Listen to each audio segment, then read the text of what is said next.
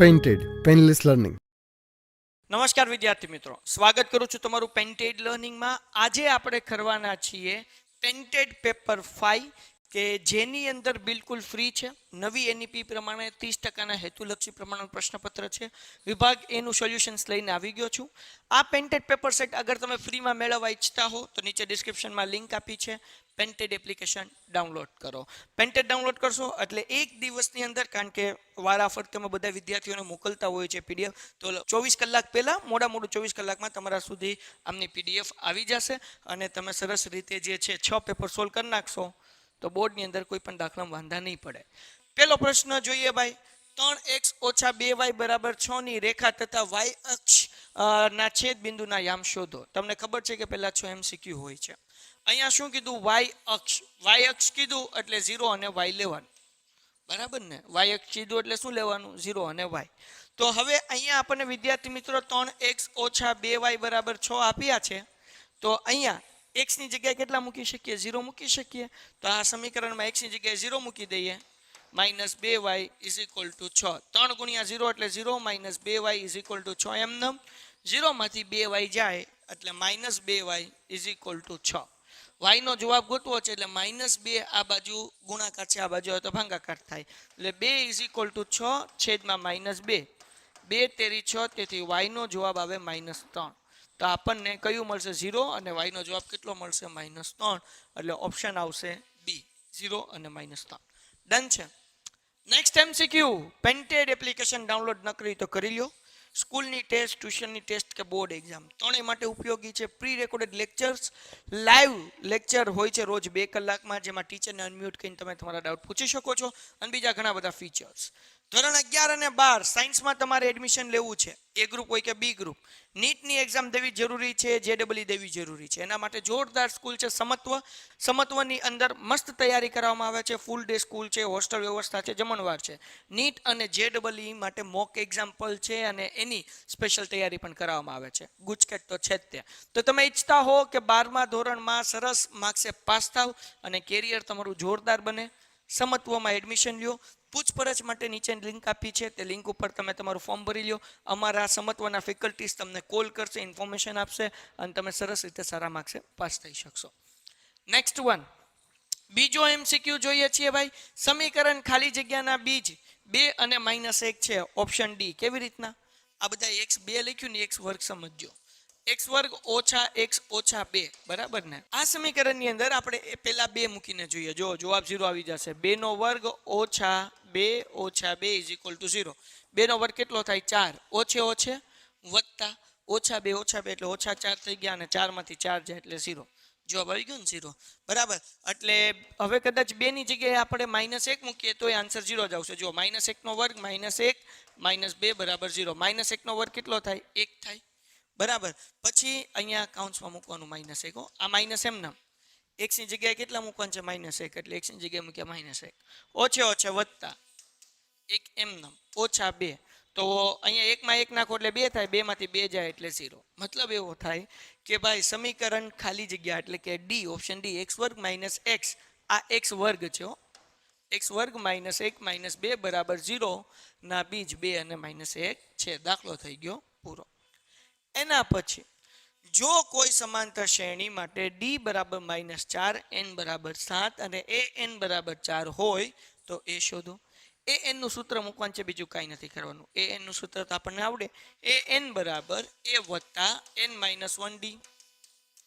an બરાબર દાખલામાં કીધું 4 મૂકી દીધા, એ ગોતવાન છે. n = 7 કીધું, મૂકી દીધા, -1 d કેટલા કીધા છે? -4, એ પણ મૂકી દઈએ ભાઈ. 4 એમનમ, એ એમનમ, વત્તા 7 માંથી 1 જાય એટલે 6 અને -4 કાઉન્સમાં એમનમ. 4 એમનમ, એ પણ એમનમ, વત્તે ઓછે ઓછા. 6 × 4 = 24. ઓકે, 24 સાહેબ ઓછા કેમ આવ્યા? વત્તે ઓછે ઓછા આવ્યા. 24 ઓછા છે, આ બાજુ આવે એટલે વત્તા થાય. તો જગતની માલિપા 4 + 24 = a. તેથી a = 24 ને 4 કેટલા થાય? 28. Option D. ડન છે. તો આવી રીતના ઈઝી દાખલા હોય છે. તમે એટલા ઝડપથી અગર બોર્ડમાં પ્રશ્ન સોલ્વ કરવા માંગતા હોય, પેન્ટેડ ડાઉનલોડ કરો. અને 12થમાં સારું રિઝલ્ટ મેળવવા માંગતા હોય, સમત્વમાં નીચે ફોર્મ ભરી લો, 11 12થમાં એડમિશન લઈ લો, મજા આવી જશે અને હું તમારી સાથે ત્યાં હશ. મોજ કરો. એના પછી ચોથો પ્રશ્ન શું કીધું? બિંદુ -5 અને 7 નું ઉગમ બિંદુ 0 0 થી અંતર શોધો. અંતરનું સૂત્ર ખબર છે, આ PO છે, આપણે લખીએ PO બરાબર PQ લખ્યું તો PQ લખવાનું. સૂત્ર શું છે? x - x. હવે x1 લ્યો કે x2 લ્યો, પહેલા કંઈ ફરક ન પડે, એટલે ટૂંકમાં x માંથી x માઇનસ કરવાનું, એટલે -5 - 0 એનો વર્ગ. y1 - y2, y1 એટલે 7 લઈ લઈએ, y2 એટલે 0 લઈ લઈએ એનો વર્ગ. ઓકે, આગળનું સ્ટેપ -5 - 0 એટલે -5 જ આન્સર આવે ભાઈ. ઓકે, 7 માંથી 0 જાય એટલે 7 જ જવાબ આવે. -5 નું વર્ગમૂળ 25, 7 નું વર્ગમૂળ 49, બેનો સરવાળો કરીએ ભાઈ. 9 માં 5 નાખીએ એટલે 14, વધી પડી 1, બરાબર ને, પછી વધી પડી 1, 5, 4 ને 1, 5 ને 2, 7, એટલે જવાબ આ બેનો કેટલો આવે? √74. તો જવાબ મળશે ઓપ્શન બી. ડન છે, ઈઝી છે, ખાલી અંતરનું સૂત્ર મૂકવાનું છે, બીજું કંઈ નથી કરવાનું. એના પછી 2 cos 30, 2 એમનેમ ભાઈ, 2 એમનેમ cos 30 મૂકી દઉં ગુણ્યા sin 30 બરાબર sin થીટા. તો થીટાની કિંમત આપણે ગોતવાની છે, સાવ ઈઝી છે. હવે જુઓ 2 એમનેમ કોસનું સૂત્ર, અહીંયા મેં ગાંધી બાપુનો વાંદરો મૂકેલો છે, 30 નો વાંદરો, બરાબર ને, તમને બધાને ખબર હોવી જોઈએ. આ છે સાબા, મેં તમને સરસ રીતે કરાવ્યું છે, તમારે કોષ્ટક પાકું ન કરવું પડે, ખાલી ગાંધી બાપુને 3 વાંદરા કરો એટલે આખું કોષ્ટક થઈ જાય. તો મેં એમાં તમને શીખવાડ્યું, આ સાબા કહેવાય, આ પાબા કહેવાય ને આ ત્રાસી લાઈન છે એને શું કહેવાય? કર્ણ કહેવાય, બરાબર. તો cos 30, કોસનું સૂત્ર છે પાબાન છેદમાં કર્ણ, તો પાબા એટલે √3, કર્ણ એટલે 2, એટલે આપણે લખીએ √3/2. sin 30 નું સૂત્ર, sin નું સૂત્ર સાબાન છેદમાં કર્ણ, સાબા 1, કર્ણ 2, એટલે 1/2, બરાબર. અહીંયા sin થીટા એમને જાગતા રહેજો, 2 2 ઉડી ગયા, √3 * √3 એના છેદમાં 2 બરાબર sin 30, સોરી sin થીટા. હવે √3/2 કોની કિંમત છે? તો જુઓ, ગાંધી બાપુના 3 વાંદરા હતા, પેલો 30 નો, બીજો 45 નો અને ત્રીજો 60 નો. એમાં આપણે એવું યાદ રાખ્યું હતું 2 √2 2 √3 1 1 1 1 √3, આવું આપણે યાદ રાખ્યું હતું ને. તો જુઓ, અહીંયા સાબાના છેદમાં કર્ણ, sin 60 ની કિંમત, sin 60 ની કિંમત કેટલી થાય? √3/2. સાહેબ કઈ રીતે? કારણ કે sin નું સૂત્ર હું સાબાના છેદમાં કર્ણ, સાબા કેટલા? √3, કર્ણ કેટલા? 2, એટલે જવાબ કેટલો આવે? √3/2. એટલે અહીંયા આપણે sin થીટાની બદલે આપણે, ચલો અહીંયા sin થીટા એમ રાખવું, અહીંયા √3/2 છે, અહીંયા લખી નાખું sin 60. કેમ? √3/2 ની જગ્યાએ આપણે શું લખી શકીએ? sin 60 લખી શકીએ, બરાબર. અહીંયા sin થીટા એમ, બે બાજુથી sin ઉડાડી દઈએ, તેથી 60 બરાબર થીટા. એનો મતલબ એવો થાય કે થીટા બરાબર કેટલા થાય? 60 અંશ થાય. તો જવાબ કેટલો આવે? એ 60 અંશ. ડન છે. એના પછી ભાઈ છઠ્ઠો દાખલો, MCQ નો છેલ્લો પ્રશ્ન.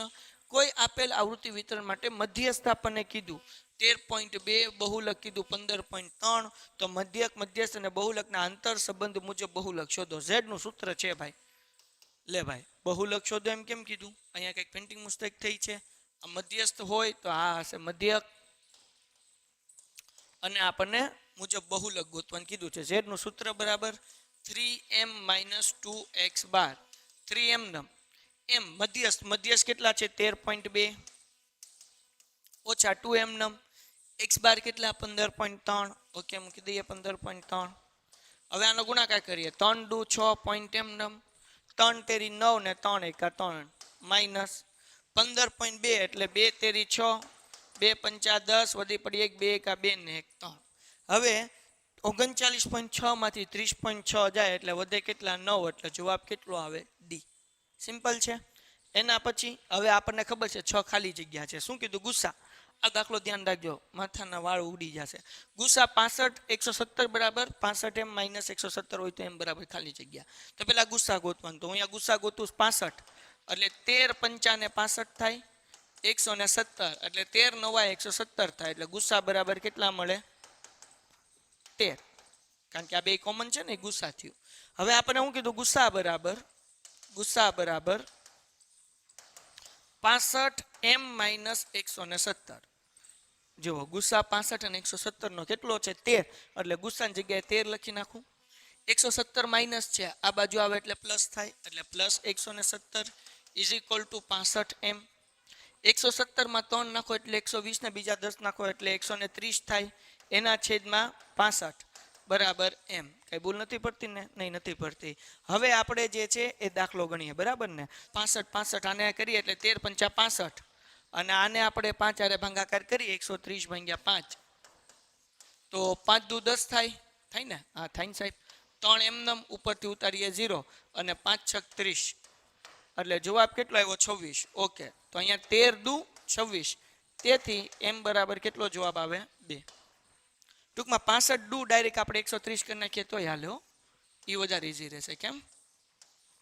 આ 30 છે, 65 દુ 130, તેથી m બરાબર 2. દાખલો થાય પૂરો. બરાબર. એના પછી આપણને કીધું કે બહુપદી x નો ઘન, ઓકે, ઓછા 6x નો વર્ગ વત્તા ax વત્તા 10 નું 105 હોય. તો મતલબ એવો કે x ની જગ્યાએ આપણે 5 મૂકવાનું. તો એ બરાબર શોધો. તો અહીંયા બરાબર કરીને 0 મૂકી દઉં.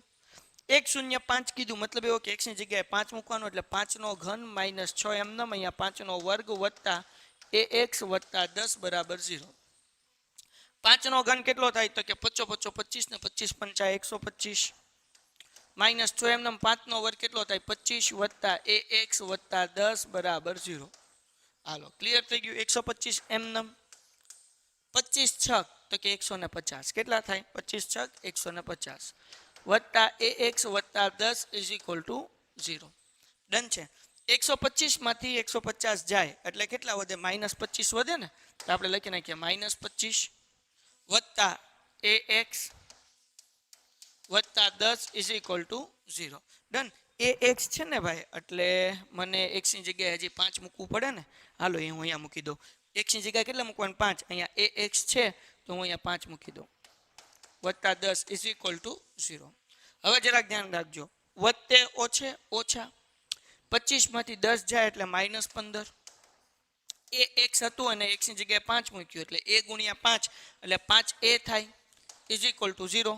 માઇનસ 15 છે, ઓલી બાજુ જાય તો પ્લસ થઈ જાય એટલે 5a બરાબર 15 અને 5 ગુણાકાર છે, આ બાજુ આવે તો ભાગાકાર એટલે a બરાબર 15 ભાગ્યા 5 તો 5 તેરી 15, તેથી a બરાબર કેટલા મળે? 3. ડન થઈ ગયું. ખ્યાલ આવ્યો? તો એ બરાબર કેટલા મળ્યા? 3. નેક્સ્ટ, એના પછી ભાઈ પેન્ટેડ ડાઉનલોડ ન કરી તો પેન્ટેડ ડાઉનલોડ કરવો 11th 12th માટે સમજવા. 11th 12th કોમર્સ કરવું હોય તો આલ્ફા ભાવનગરની અંદર હાઈ કંટ્રોલમાં છે. હવે આપણને એના પછી કીધું દાખલા નંબર 9 ખાલી જગ્યામાં કે લીપ વર્ષના એપ્રિલ માસમાં, હવે એપ્રિલ માસ કે એટલે લીપ વર્ષ હોય કે ન હોય કાંઈ ફરક ન પડે. એપ્રિલ માસમાં 5 શુક્રવાર હોય તેની સંભાવના. તો પહેલાં તો એ ખબર પડવી જોઈએ કે એપ્રિલ મહિનામાં દિવસ કેટલા આવે. તો જો અહીંયા કરવાનું, આમ જાન્યુઆરીમાં 31 દિવસ, પછી ખાડો આવ્યો એટલે ફેબ્રુઆરીમાં 28 અથવા 29 દિવસ. જો લીપ યર ન હોય તો 28, લીપ હોય તો 29, પછી માર્ચમાં 31, એપ્રિલમાં તો કે 30 દિવસો હોય. તો એપ્રિલના દિવસોની સંખ્યા કેટલી છે? 30 છે. બરાબર. એપ્રિલ ના કુલ દિવસ બરાબર એપ્રિલના કુલ દિવસ કેટલા હોય બેટા? 31 હોય. અને કોઈ પણ મહિનામાં 4 અઠવાડિયા આખા હોય, 4 અઠવાડિયા અને એક અઠવાડિયામાં 7 દિવસ, એટલે માઇનસ હંમેશા 28 જ કરવાના. 31 સોરી એપ્રિલમાં 30 દિવસ હોય ને, એટલે 30 માઇનસ 28 એટલે કેટલા વધે? 2. એટલે 2 ના છેદમાં હંમેશા 7 જ આવે. કેમ? અઠવાડિયામાં 7 દિવસ હોય એટલા માટે. તો જવાબ કેટલો આવશે? 2 ના છેદમાં 7. હવે આ દાખલામાં જાન્યુઆરી પૂછ્યો તો 31 માઇનસ 28 કરત. ફેબ્રુઆરી પૂછ્યો તો 28 માઇનસ 28 કરત તો 0 ના છેદમાં 7. પણ લીપ વર્ષ ફેબ્રુઆરી કીધો તો 29 ના છેદમાં 28 તો 1 ના છેદમાં 7. ટૂંકમાં માઇનસ હંમેશા 28 કરવાના મહિનાના કુલ દિવસમાંથી. 10મો ઓપ્શન બહુ ઈઝી છે. 2 એમનેમ માઇનસ સેક થીટા એમનેમ ગુણ્યા કોસ થીટા. કોસ થીટા એટલે આપણે લખીએ કે ને 1 ના છેદમાં સેક થીટા. હા કે ના? તો સેક થીટા શું થઈ ગયું? ઉડી ગયું. તો 2 માઇનસ શું વધ્યું? 1. તો 2 માંથી 1 જાય તો કેટલા વધે? 1. એટલે જવાબ કેટલો આવે? 1.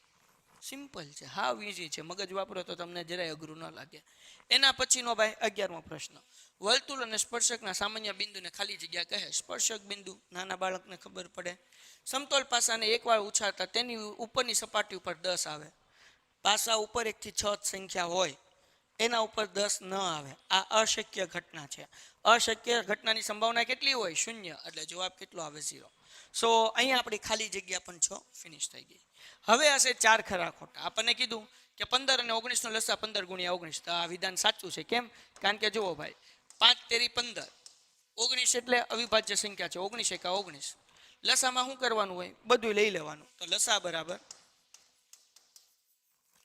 5 ગુણ્યા 3 ગુણ્યા 19 ગુણ્યા 1 તો 5 તેરી 15 ને 19 એકા 19 તો લસા કેટલો થવાનો 15 ગુણ્યા 19 જ થશે એટલે વિધાન કેવું છે સત્ય છે એના પછી જો કોઈ બહુપદીનો આલેખ એક અક્ષના ફક્ત એક બિંદુમાં છેદે અથવા સ્પર્શે તો તે બહુપદી દ્વિઘાત બહુપદી ન હોય આ વિધાન ખોટું છે દ્વિઘાત બહુપદી હોઈ શકે એના પછીનું ખરું ખોટું ભાઈ x વર્ગ x વત્તા 1 નો વર્ગ બરાબર 2 કૌંસમાં x ઓછા 3 એ દ્વિઘાત સમીકરણ નથી આ તો સાદું રૂપ આપવું પડે ને x વત્તા 1 છે એનો વર્ગ છે બરાબર 2 કૌંસમાં x ઓછા 3 તો પહેલા આનું સાદું રૂપ આપીએ હવે અહીંયા સૂત્ર આવે a વર્ગ વત્તા 2ab વત્તા b વર્ગ તમે 9મા ધોરણમાં શીખ્યા અથવા તમે મારા 7મા ચેપ્ટરના લાઈવ લેક્ચર જોયા હશે અથવા 8મા ચેપ્ટરના લાઈવ લેક્ચર જોયા હશે તો એમાં મેં શીખવાડ્યું છે વર્ગ પાડવાની ઈઝી ટેકનિક શું છે પહેલાનો વર્ગ એટલે x નો વર્ગ કરવાનો વત્તા છેલ્લાનો વર્ગ હંમેશા વત્તા આવે 1 નો વર્ગ 1 વચ્ચે ત્રણેયનો ગુણાકાર એટલે 2 1 અને x આ ત્રણનો ગુણાકાર 2 એકા 2 ગુણ્યા x એટલે કેટલા આવે 2x સિમ્પલ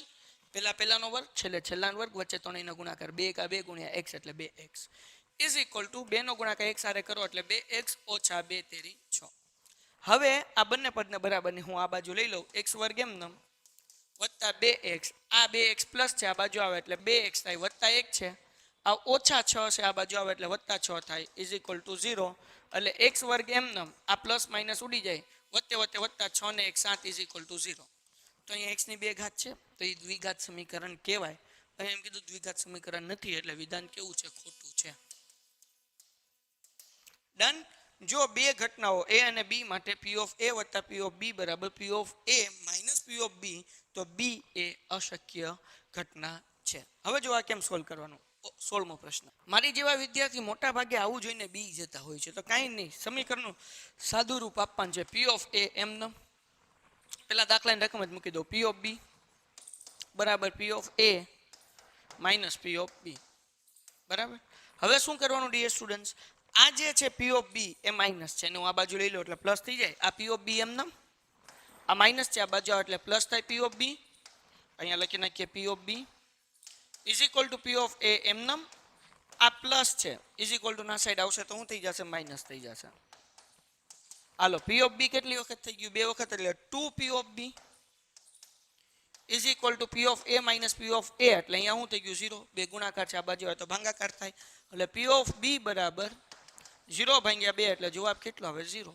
આવે છે મતલબ એવો આ ઘટના કેવી છે અશક્ય ઘટના છે આ વિધાન કેવું છે ખરું છે ને મજાની વાત ખાલી સાદું રૂપ આપવાનું હતું બીજું કાંઈ નથી કરવાનું ડન છે એના પછી કારણ કે જે જવાબ 0 આવે તો ઘટના અશક્ય કહેવાય ને એટલે વિધાન સાચું છે એના પછી હવે અહીંયાથી આપણું શરૂ થાય છે એક વાક્યના 4 પ્રશ્ન કે એક શબ્દ એક વાક્ય અથવા એક અંકમાં જવાબ આપવાનો દાખલા નંબર 17 હવે વિદ્યાર્થી મિત્રો શું કીધું જો a b c d e f એ સમાંતર શ્રેણીમાં હોય તો d - b શોધો મોતિયા મરી જાય જો શીખવાડું પ્રથમ પદ a1 ને a કહેવાય બરાબર બીજું પદ અહીંયા શું છે b છે ને b એટલે શું કહેવાય ભાઈ તો કે a + d કહેવાય d એટલે તફાવત ત્રીજું પદ આપણને આપ્યું છે c એટલે શું કહેવાય a + 2d કહેવાય કે ન કહેવાય પછી આ d છે ચોથું પદ છે ચોથું પદ બરાબર d તો એના બરાબર શું થાય a + 3d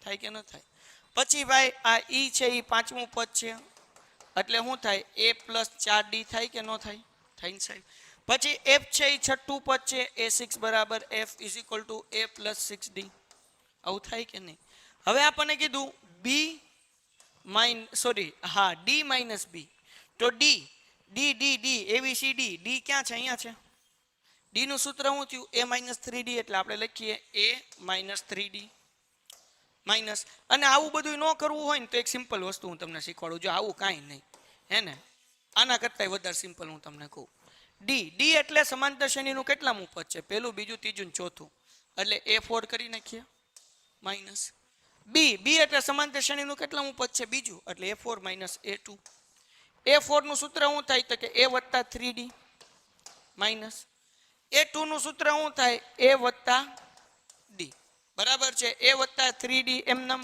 માઇનસ a એમનેમ માઇનસ d ડન છે એ શું થઈ ગયું કટ થઈ ગયું એક પ્લસ અને એક માઇનસ છે એટલે 3d માંથી આ d ની આગળ કાંઈ નથી એટલે એક તો હોય તો 3d માંથી એક d જાય એટલે જવાબ કેટલો આવે 2d તો લ્યો ભાઈ આનો જવાબ કેટલો આવશે ભાઈ 2D. આ તમારે આ રીતે સોલ્વ કરીને દેખાડવાનો છે. આ દાખલો સોલ્વ કરવાનો છે આ રીતે, બરાબર. એના પછી અકેન્દ્રિત વર્તુળના બહારના ભાગમાં બિંદુ P. આવા ઘણા બધા દાખલા કર્યા, બરાબર ને.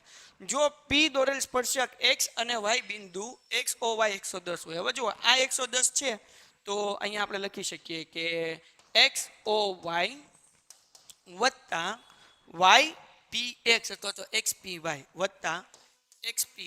આ સામસામેનો ખૂણાનો સરવાળો કેટલો થાય? 180. 180 માંથી આ 110 છે, બરાબર ને. આ 110 છે તો x py બરાબર 180 x py. અહીંયા ખૂણાની નિશાની કરી નાખીએ. ખૂણાની x py બરાબર 180 માઇનસ 110 એટલે ખૂણો x py is equal to કેટલો જવાબ આવે? 70 આવે ને. એટલે સામેનો ખૂણો કેટલો મળી ગયો? 70 મળી ગયો. ઓકે. પણ આપણને પૂછ્યું શું છે? XPO. XPO એટલે આખો ખૂણો નહીં, અડધો ખૂણો પૂછ્યો. તો મતલબ એવો થાય કે ખૂણો XPO બરાબર આ જે ખૂણો XPY મળ્યો છે એને ભાગ્યા 2 કરી નાખવાના.